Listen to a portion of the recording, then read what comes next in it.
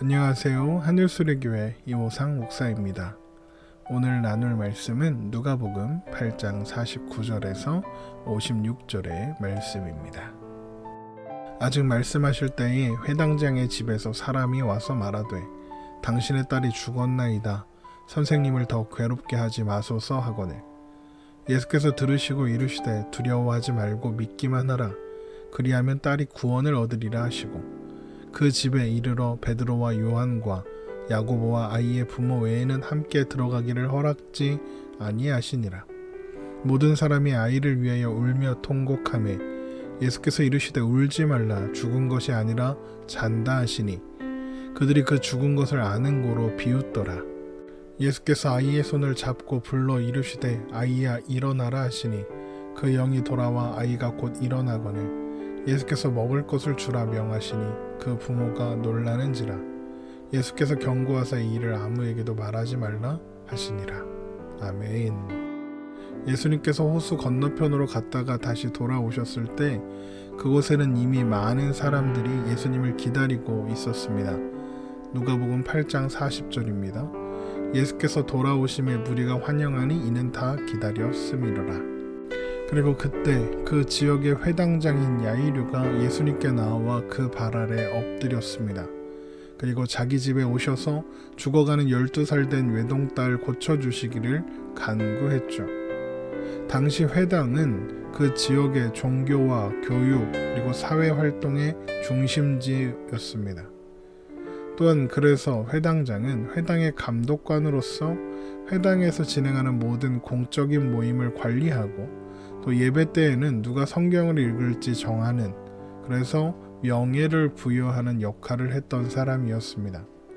그래서 회당장은 그 지역의 장로들 가운데 선출된 사람으로 그 지역의 사람들에게 존경받고 있는 그런 장로 중에 한 사람이었죠. 그래서 회당장은 그 지역의 종교 지도자이면서 스승이었고, 그래서 그 지역에서는 꽤 높은 지위에 있는 사람이었다, 이렇게 생각하면 되겠습니다. 그러나 회당장이 가진 명예, 직분, 그 영향력도 죽어가는 딸에게는 아무 소용이 없었습니다. 아마도 야이로는 백방으로 의원을 찾아다니며 딸을 고칠 방법을 찾아보았을 것입니다. 그러나 아무 소용이 없었죠.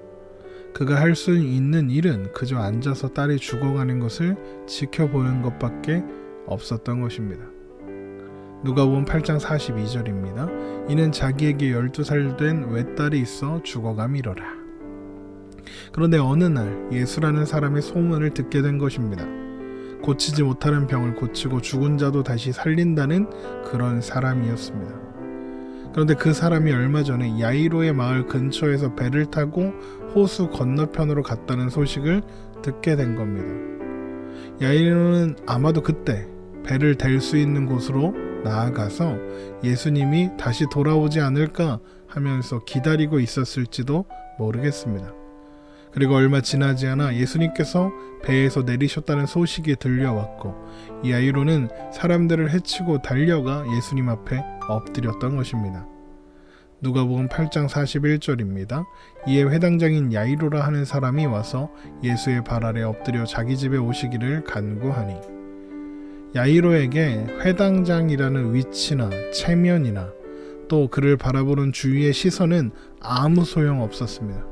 딸을 살릴 수만 있다면 그것만으로도 충분했던 것이죠. 그래서 그는 예수님 앞에 기꺼이 엎드릴 수 있었던 것입니다. 결국 예수님을 만난 야이로는 예수님과 함께 자기의 집으로 향해 갈 수 있었습니다. 아마도 야이로는 집으로 돌아가는 길이 멀기만 했을 겁니다.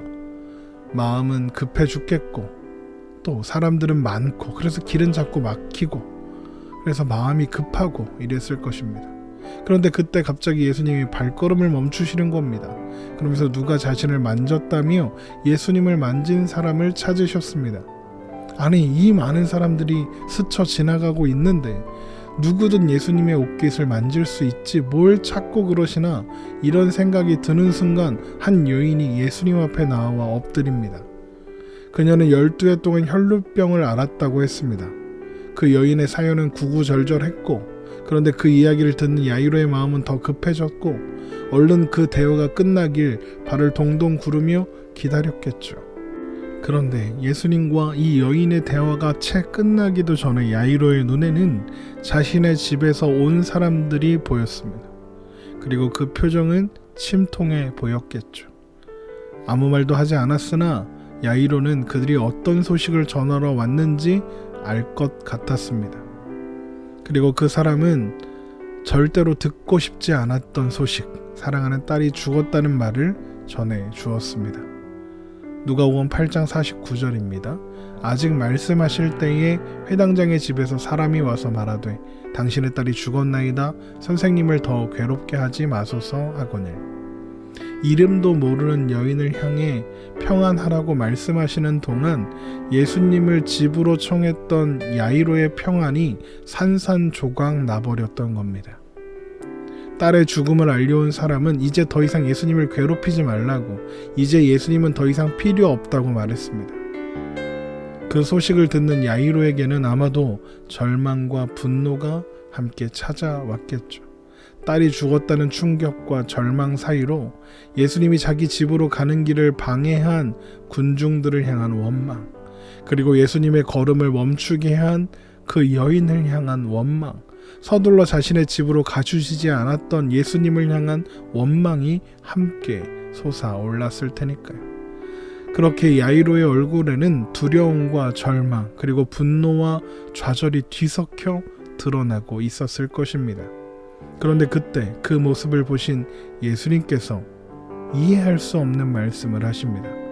누가복음 8장 50절입니다. 예수께서 들으시고 이르시되 두려워하지 말고 믿기만 하라. 그리하면 딸이 구원을 얻으리라.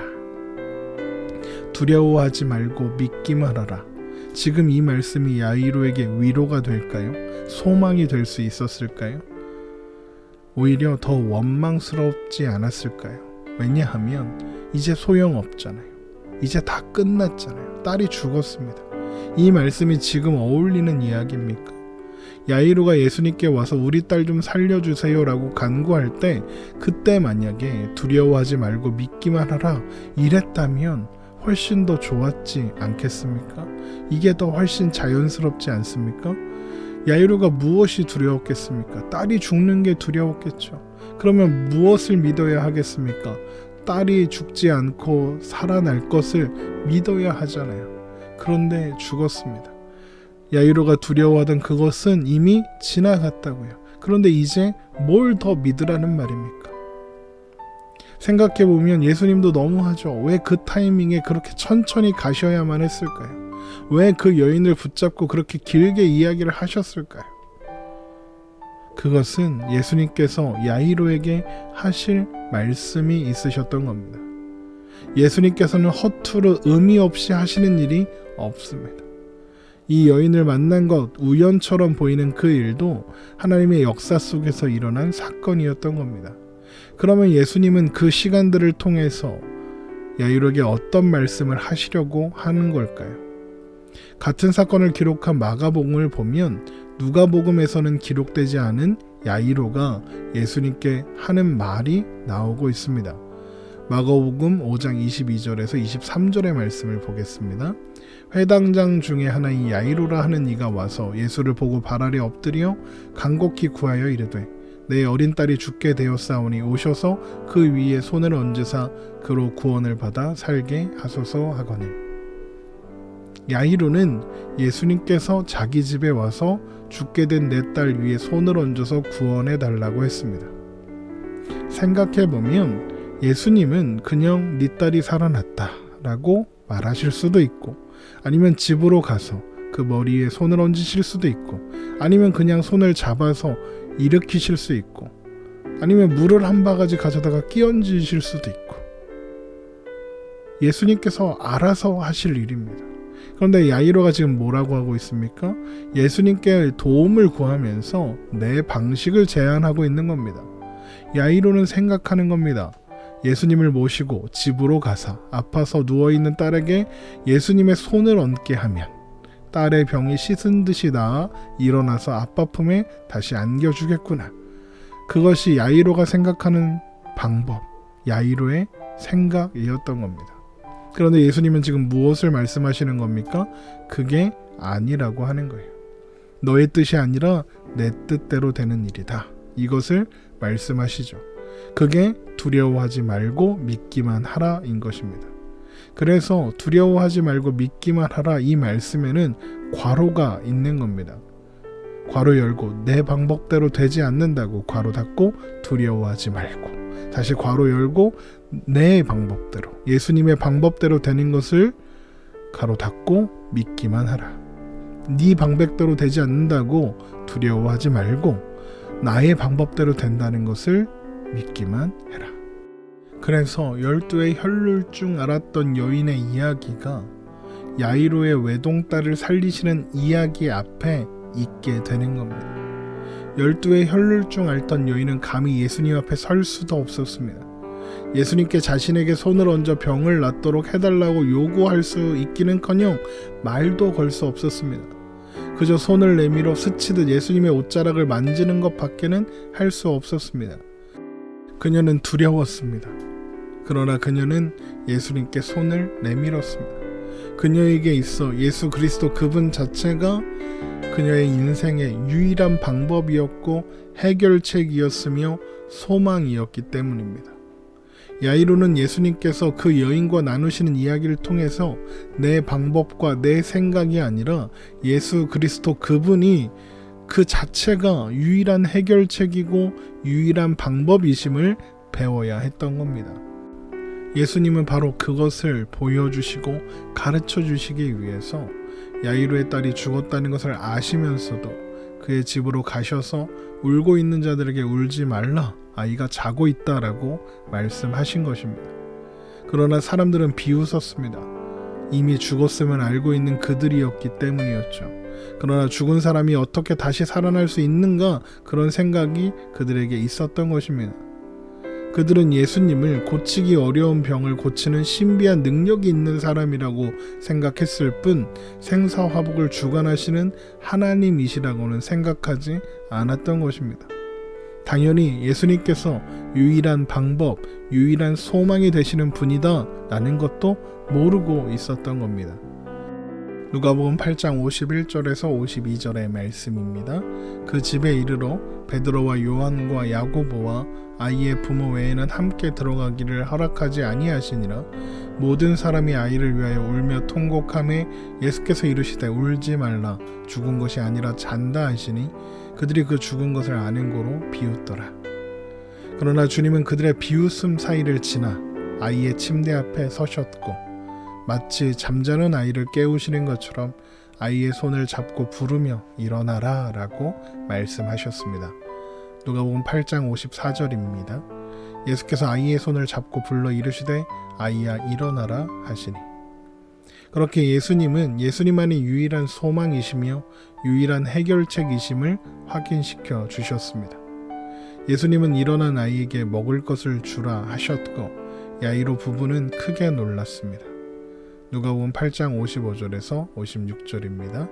그 영이 돌아와 아이가 곧 일어나거늘 예수께서 먹을 것을 주라 명하시니 그 부모가 놀라는지라. 예수께서 경고하사 이 일을 아무에게도 말하지 말라 하시니라.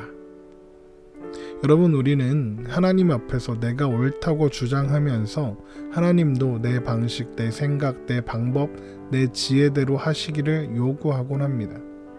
하나님이 지혜이시고 하나님이 능력이신데 하나님의 방법이 우리의 방법보다 더 지혜롭고 훨씬 더 능력이 있으신데 우리는 자꾸만 내 방법을 꺼내놓고 내 방법대로 요구를 하는 겁니다. 하나님은 우리에게 바로 그걸 하지 말라 말씀하시는 거예요. 우리가 예수를 믿고 하나님을 아버지라 부른다는 것은 우리 인생의 내용과 가치와 목표가 우리가 정하지 않는다는 것을 의미합니다. 하나님이 정하시는 것이고 하나님께서 정하신 대로 우리는 따라가는 것, 여러분, 그것이 믿음입니다. 그런데 우리는 자꾸 아무리 생각해봐도 내 방법과 내 계획이 더 훌륭해 보이는 거죠. 그래서 우리가 어떤 마음이 듭니까? 불안한 거죠. 이거 믿어도 되는 건가? 그렇게 불안해하는 겁니다. 그런 우리들에게 주님은 이렇게 말씀하시는 겁니다. 마태복음 6장 31절에서 34절의 말씀입니다. 그러므로 염려하여 이르기를 무엇을 먹을까 무엇을 마실까 무엇을 입을까 하지 말라. 이는 다 이방인들이 구하는 것이라. 너희 하늘 아버지께서 이 모든 것이 너희에게 있어야 할 줄을 아시느니라. 그런즉 너희는 먼저 그의 나라와 그의 의를 구하라. 그리하면 이 모든 것을 너희에게 더하시리라. 그러므로 내일 일을 위하여 염려하지 말라. 내일 일은 내일이 염려할 것이요 한날의 괴로움은 그날로 족하니라. 주님이 알아서 하시겠답니다. 우리의 인생이 하나님의 손에, 하나님의 주권에 달려 있답니다. 하나님, 이 회사를 갈까요? 저 회사를 갈까요? 우리의 삶이 하나님의 손에 붙잡혀 있는 걸 알다면 그런 질문들은 이제 필요 없다는 겁니다. 왜 그렇습니까? 우리가 존재하는 그 자리가 바로 하나님과 함께하는 곳이니까요. 걱정하지 말라는 겁니다. 너의 오늘이 내 손에 달려 있으니까 내일은 걱정하지 말라. 내일은 내일을 허락하시는, 내일을 창조하시는 하나님께서 알아서 하시겠다는 겁니다. 대신 뭘 하라고 하십니까? 먼저 하나님의 나라와 의를 구하라. 먼저 하나님의 나라와 의를 구하고 그 다음에 나 먹고 살 거, 나 입고 살 거 구하라는 말이 아니라 그게 전부라는 겁니다. 하나님 손에 붙잡힌 인생, 그것으로 충분하다는 거죠. 예수님은 하나님이시잖아요. 예수님이 호수 저편으로 가자 하시면 가는 길에 풍랑이 일고 파도가 쳐도 도착할 수밖에 없잖아요. 하나님이 내 편이신데, 하나님이 나를 위하시는데 무엇을 더 두려워하고 무엇을 더 바라겠어요? 그걸로 충분한 거죠.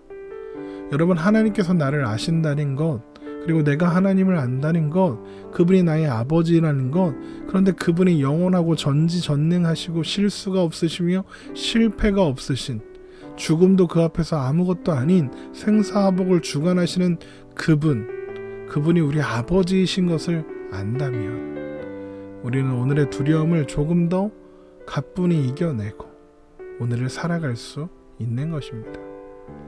그렇게 믿음으로 담대하게 용기를 내서 오늘을 살아내보는 우리가 되기를 주님의 이름으로 축원합니다.